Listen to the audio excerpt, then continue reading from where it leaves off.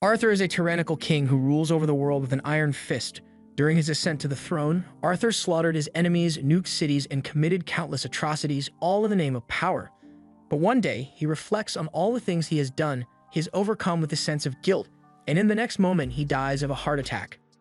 As he is slowly descending into the abyss, a voice calls out to him and says it will give him a second chance at life, so he had better not mess it up this time. A few moments later, Arthur opens his eyes and finds two people looking down at him. The man says his name is Reynold, and he is Arthur's father, while Alice overhears his mother. They don't really expect their newborn baby to understand what they are saying, but they are so excited to have him. Arthur slowly comes to the realization that these people really are his parents, and he was just born a minute ago. He's still finding it hard to believe that he's a baby again, but he can't deny that his parents are really good at taking care of him. Overall, he is pretty happy, but he still doesn't like the fact that he is stuck in a baby body.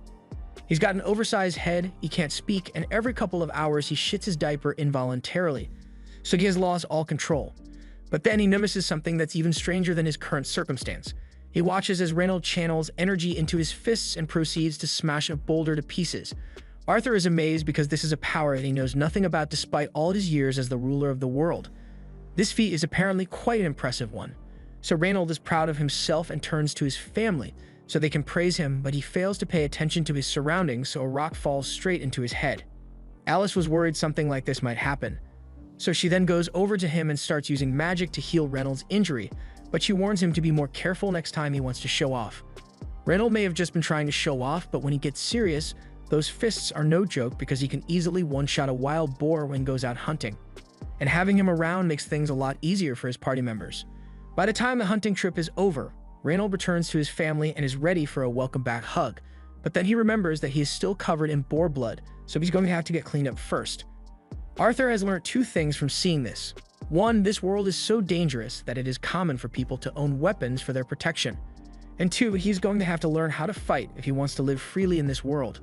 Now that Reynold is back, Alice says it's time to put Arthur down for a nap, and normally he'd be upset about being treated like a baby, but this is one part he actually enjoys. Back in his previous life, he rarely ever got the chance to sleep peacefully because people would always try to assassinate him when he least expected it. Of course, he could easily defeat any attackers that came after him, but it was incredibly stressful. Months pass, and Arthur's baby limbs are finally strong enough to allow him to move around on his own now. The first thing he does with his new mobility is go over to a mirror so he can take a long, hard look at himself. His parents think it's cute that Arthur is so mesmerized by his reflection, but he is just coming to terms with the fact that he really is a baby. Anyway, since Arthur can move on his own now, when Alice puts him down for a nap later that day, he sets his plan into motion. As soon as she leaves the room, he opens his eyes and throws his blanket out of the crib so he can climb down and escape his crib. He then proceeds to crawl across the floor while Alice is busy doing the dishes, and she must be really focused on those dishes because Arthur makes it all the way to the other side of the room without her noticing. Once he gets there, he opens the door to the house's library and pulls out a book because he needs to learn more about this world. After reading one of the books, he learns that this continent is called Decathan, and it is divided into 3 kingdoms. The Dark Kingdom, a nation of dwarves that live in vast cave cities. The Eleanor Kingdom, a nation of elves who live deep within the forest. And the Sapling Kingdom, a kingdom of humans ruled by a king, although here no one ever nuked the cities to take over. Arthur still wants to learn more, so he pulls out another book and it gives him some much-needed answers. Arthur had noticed that the level of technology in this world is lacking, and the reason for that is the presence of magic. People are able to use magic by manipulating the mana within their bodies, and while it's not exactly common, magic is a huge part of life in this world. People can use magic in 2 ways, namely augmentation and conjuring.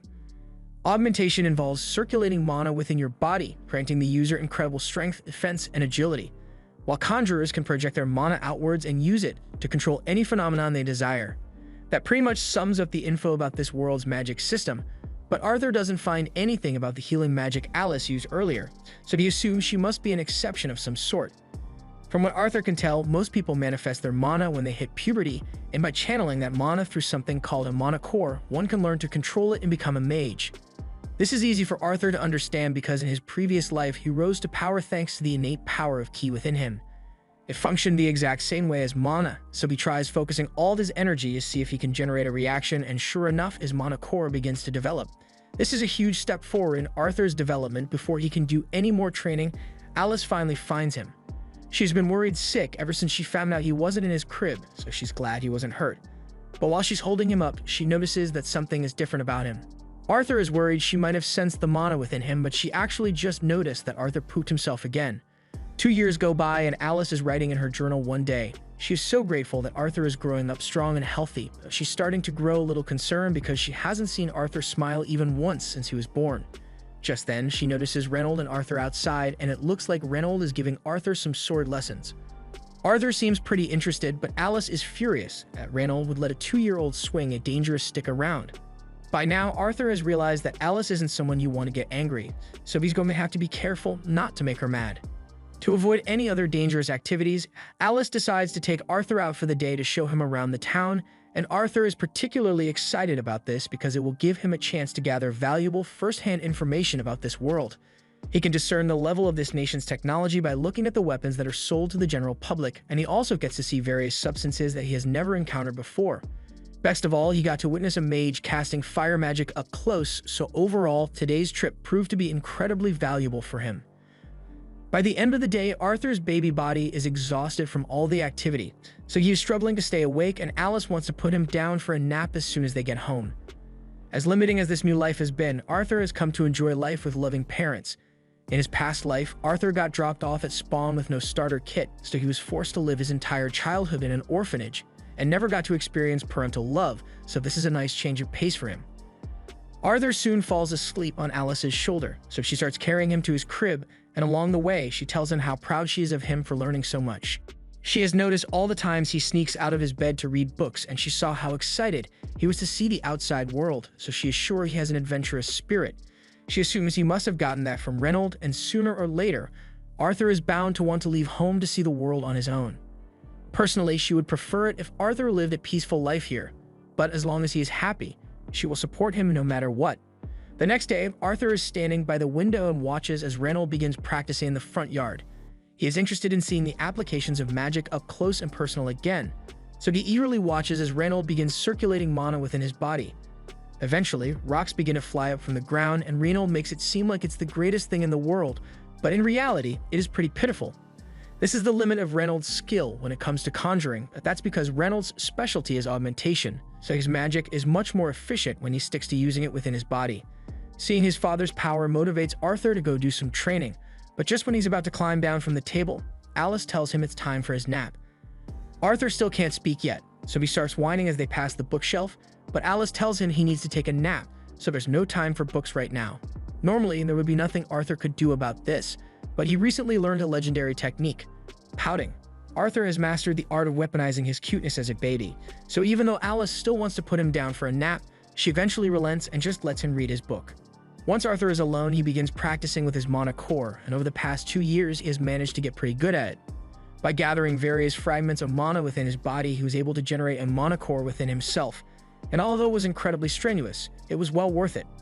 Now, with just a little more effort, he should be able to cast his first spell, but Arthur drastically underestimates the strength of his mana and accidentally blows up the house. Alice and Reynold were outside when the explosion happened, and it was so huge that Reynold's back gets burnt up really bad, but he and Alice are otherwise alright. However, they soon realize that Arthur was still in the house when it blew up, so they rush inside to check if he's still alive. There's no way a baby could have survived an explosion of that magnitude, but when Reynold reaches the library, he is shocked to find that not only is Arthur completely unharmed, he was also the source of the explosion.